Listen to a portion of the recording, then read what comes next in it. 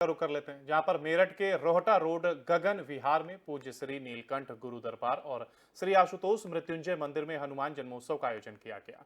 बागपत के जीवाना गुलियान में श्री सिद्ध गुरु आध्यात्मिक पीठ नीलकंठ आश्रम के नाम से भारत का एकमात्र दान पात्र वाला धर्मार्थ और सेवार्थ आश्रम चलाने वाले श्री नीलकंठ सदगुरुदेव ने आगंतुक भक्तों को श्री उपदेश देते हुए कहा कि जीवन के लिए जितना जरूरी प्राण है उतना ही स्वयं को आत्मसात करना है। बिना स्वयं को आत्मसात किए जीवन का वास्तविक अर्थ समझा नहीं जा सकता। इंसान को अपने जीवन को सनातन से जोड़ना चाहिए, जीवन को ज्ञान के प्रकाश से जीना चाहिए, रुकावट से संघर्ष करते हुए जीवन में अग्रसर रहना चाहिए। बिना संघर्ष का जीवन सफल जीवन नहीं कहा जा सकता। इंसान को अपना चित्त शांत और शीतल रखना चाहिए।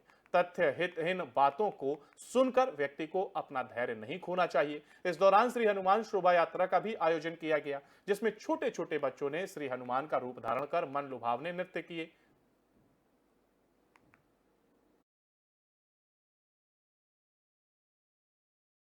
जितनी प्राणों की जरूरत है जीवन के लिए, इतनी ही आत्मसात करने की आवश्यकता है।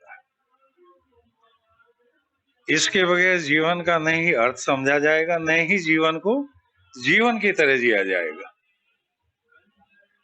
और ये तभी संभव है जब आप अपने सनातन धर्म का मान करो, अपने जीवन को सनातन की पद्धति से जियो। देवी देवताओं की पूजा हो, झूठे आडंबर ढकोसले से अपने को बचा के रखें। नित्य प्रति ईश्वर आराधना होनी चाहिए और अपने जीवन में जो भी शुभ कर्म कर सकते हैं उसमें हाथ पीछे नहीं रहना चाहिए। जीवन ज्ञान के प्रकाश से जिया जाता है और ज्ञान आपको जीवन की अहमियत को, संसार जो रचा है परमात्मा ने, उसका आपको गुण ज्ञान देता है। उससे आप कितने लाभान्वित हो सकते हैं, अपने प्रयास से दूसरों का कितना भला कर सकते हैं। ये हाथरस के कोतवाली एटा रोड की घटना है और एक ही परिवार के 3 लोगों की मौत से हड़कंप मच गया। दरअसल अज्ञात कारणों के चलते कार पेड़ से टकरा गई और कार में सवार 2 सगे भाई और भतीजे की दर्दनाक मौत हो गई।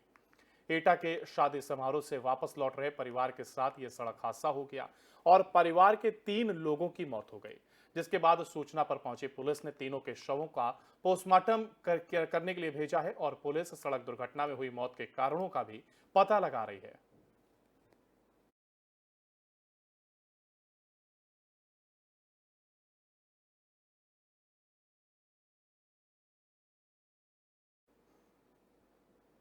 और श्रावस्ती राप्ती नदी में डूबने से 25 साल के युवक की मौत हो गई। जानकारी के मुताबिक पैर फिसलने से नदी में युवक गिर गया और पानी में डूब गया, जिसके बाद 3 दिन से लगातार पीएसी की टीमें रबड़ बोट लगाकर युवक की तलाश कर रही हैं और 4 दिन बाद युवक का शव बरामद हो पाया है। युवक की लाश मिलने से परिवार में कोहराम मच गया है।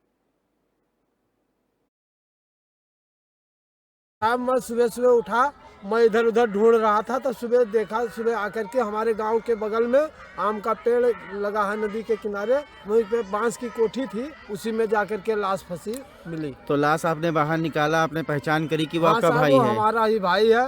हाँ, जो कपड़ा पहने हुए था वही वही कपड़ा पहने हुए है। और पुलिस को आपने सूचना? अमरोहा के गांव कोकापुर में 45 साल की महिला की मौत हो गई। जानकारी के मुताबिक गेहूं निकालने की मशीन से गेहूं हटा रही थी और इसी दौरान अचानक महिला थ्रेशर मशीन की कपलिंग की चपेट में आ गई और देखते ही देखते उसका शरीर के कई टुकड़े हो गए। तो वहीं दर्दनाक मौत का हाल देख परिजनों में कोहराम मच गया। आनन फानन में थ्रेशर मशीन को बंद किया गया। महिला का परिजन घर ले गए और जिसके बाद परिजनों ने बिना किसी कार्रवाई के अंतिम संस्कार कर दिया और महिला की दर्दनाक मौत होने से परिवार के लोगों में कोहराम मच गया।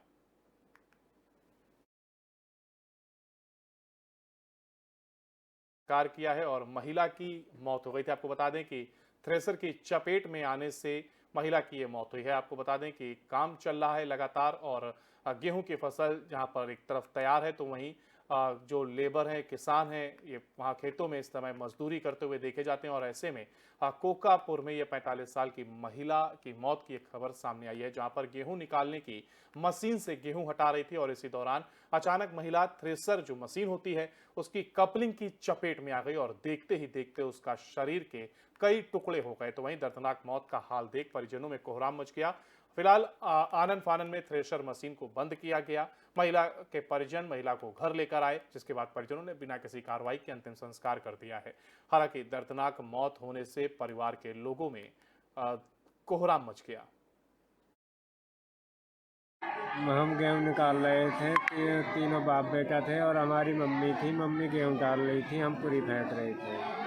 गेहूँ सारे निकल चुके थे, एक पूरी रह गई तो हम ट्रैक्टर बंद करने के लिए ऊपर ट्रैक्टर पर चढ़े। जब ही हमने ट्रैक्टर पर से देखा कि हमारी मम्मी कपलिंग में आ गई, हमने जब ट्रैक्टर बंद कर दिया। गेहूँ निकालने गए थे साहब, गेहूँ निकल गई सिगरी और हम जो वो सब लाका उसे बटोर रहे थे। ये गेहूँ गिर रही थी, एक परात गई थी और उसमें हवा का झोंका आया। हवा के झोंके ने कपलिंग में इसकी धोती पकड़ ली, फिर जो छोड़ी फिर तब गेहूँ निकालने वाली मशीन में गेहूँ निकालने वाली मशीन। और फिलहाल उत्तर प्रदेश के इस बुलेटिन में इतना ही। बाकी की तमाम अपडेट के लिए आप लगातार बने रहिए FM न्यूज़ के साथ। नमस्कार।